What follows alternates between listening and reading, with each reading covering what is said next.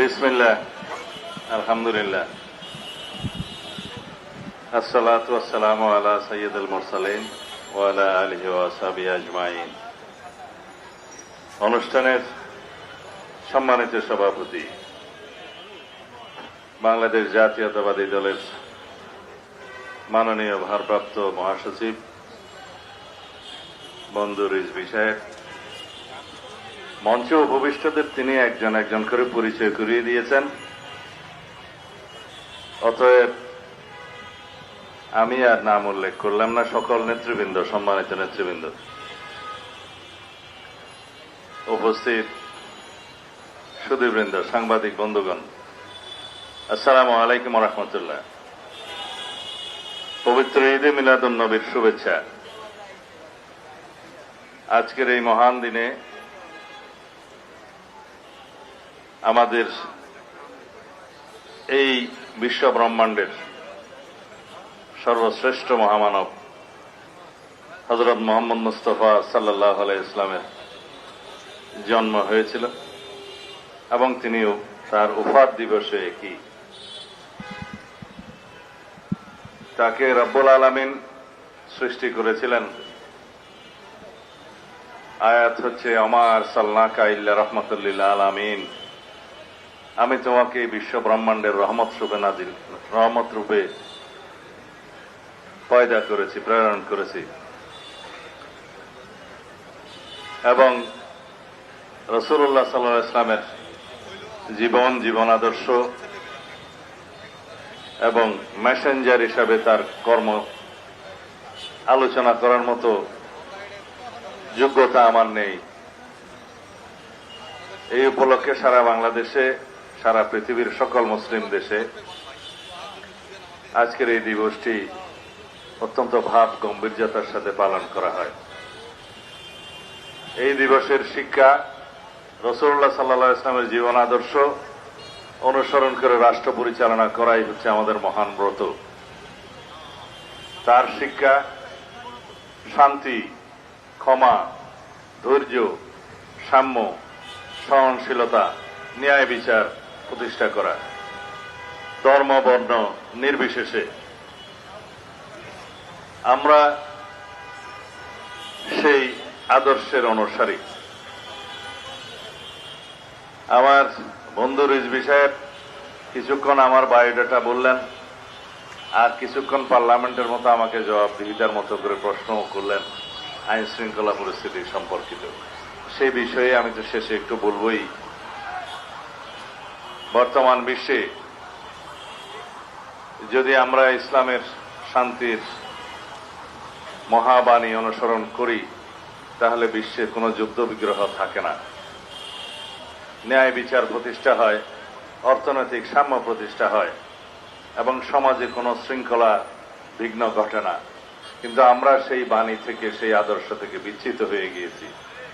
সেই জন্য আমাদেরকে আমাদের দেশে এবং সারা বিশ্বের সকল মানুষের প্রতি আমাদের আহ্বান থাকবে যে আমরা যেন ন্যায়ের পথে, শান্তির পথে, সাম্যের পথে, শৃঙ্খলার পথে রাসূলুল্লাহ সাল্লাল্লাহু আলাইহি ওয়াসাল্লামের আদর্শকে অনুসরণ করি।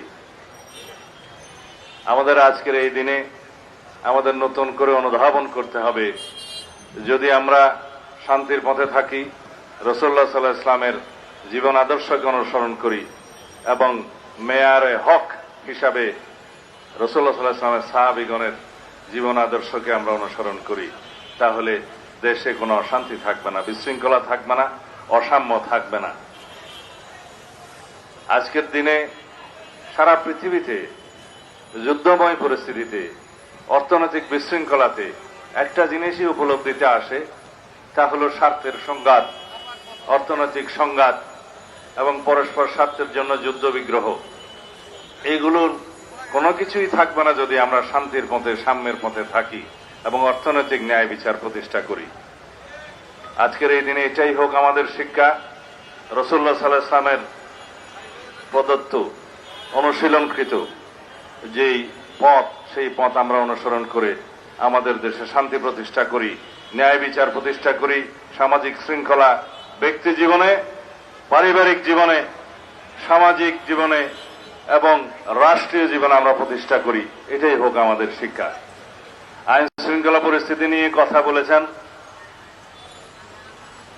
আমরা যে শৃঙ্খলা বাহিনী উত্তরাধিকার সূত্রে পেয়েছি, যে বিশৃঙ্খল পরিস্থিতিতে 24-এর ছাত্রগণ অভ্যুত্থান পরবর্তীতে যে বাংলাদেশ আমরা পেয়েছি, যে আকাশ সম উচ্চতার প্রত্যাশা, জনপ্রত্যাশা আমরা পেয়েছি, আমাদের যেটা প্রত্যাশা আছে সবকিছু আমাদেরকে একই সাথে বিবেচনায় নিতে হবে। শৃঙ্খলা বাহিনীর আধুনিকায়ন, মনোবল বৃদ্ধি করা, তাদেরকে জনগণের সেবক হিসাবে কাজ করতে অনুপ্রাণিত করা, এই কাজগুলো একসাথে করতে হবে, যা আমরা করে যাচ্ছি। সরকারের 6 মাস অতিবাহিত হয়েছে। এই দায়িত্ব নেওয়ার পরে একটি ঘটনাও নাই, এমন কোন অপরাধ নাই যেটা সংগঠিত হওয়ার পরই পুলিশ বাহিনী সেটা গ্রেফতার করতে পারে নাই বা বিচারের আওতায় আনা নাই। একটি ঘটনাও নাই। এটাই বাংলাদেশে বর্তমান সরকারের কৃতিত্ব। পুলিশ বাহিনী সহ সকল শৃঙ্খলা বাহিনীর আমি মাঝে মধ্যে প্রশংসা করি। এই জন্যই করি, তাদের ভঙ্গুর মনোবল এবং ভঙ্গুর অবস্থায় যেভাবে আমরা পেয়েছিলাম, এই 6 মাসের মধ্যে তাদেরকে একটা আমরা অবস্থান উন্নীত করতে পেরেছি। তাদের মনোবল ফিরে এসছে এবং তারা সম্পূর্ণ শক্তি দিয়ে অপরাধ দমনে তারা সচেষ্ট হয়েছে।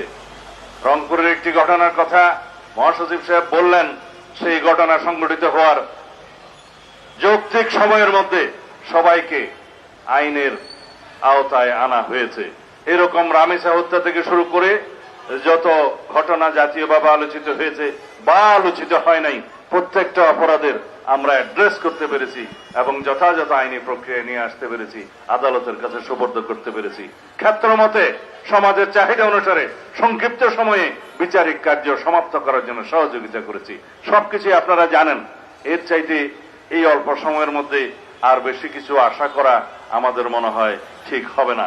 তবে ইনশাআল্লাহ প্রতিশ্রুতি দিচ্ছি, বাংলাদেশের এই পুলিশ বাহিনী জনপ্রত্যাশিত, জনবান্ধব পুলিশ বাহিনীতে পরিণত হবে ইনশাআল্লাহ। অন্যান্য শৃঙ্খলা বাহিনীর আইনি কাঠামোয় পরিবর্তন আনা হচ্ছে এবং তাদেরকে যেমন অ্যাকাউন্টেবিলিটি এবং তাদের জবাবদিহিতা নিশ্চিত করা হচ্ছে, তাদের কর্মকাণ্ডের ট্রান্সপারেন্সি, স্বচ্ছতাও নিশ্চিত করা হবে এবং তাদের জন্য যেমন আমরা বলি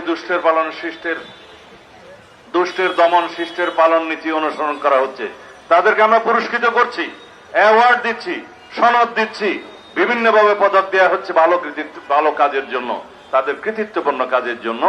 তবে আমরা দুষ্টের পালনও করব। রাতারাতি বৈপ্লবিক পরিবর্তন আমরা কেউ আশা করতে পারি না। ইনশাআল্লাহ আমরা আমাদের মাননীয় প্রধানমন্ত্রী, এদেশের গণমানুষের নেতা জনাব তারেক রহমানের নেতৃত্বে, নির্দেশনায় আমরা আইন শৃঙ্খলা পরিস্থিতিকে একটা এমন পর্যায়ে উন্নীত করতে পারবো, ইনশাআল্লাহ জনপ্রত্যাশা পূরণ হবে। এই বাহিনী জনবান্ধব বাহিনী হিসেবে নিজেদেরকে প্রতিষ্ঠা করবে। আপনারা সবাই সহযোগিতা করবেন, অন্তত তথ্য দিয়ে, সহযোগিতা দিয়ে আপনারা সকল বাহিনীকে সহযোগিতা করবেন। ইনশাআল্লাহ আমরা আপনাদের সাথে আছি। আজকে এইটুকু বলেই শেষ করছি। ধন্যবাদ সবাইকে। খোদা হাফেজ।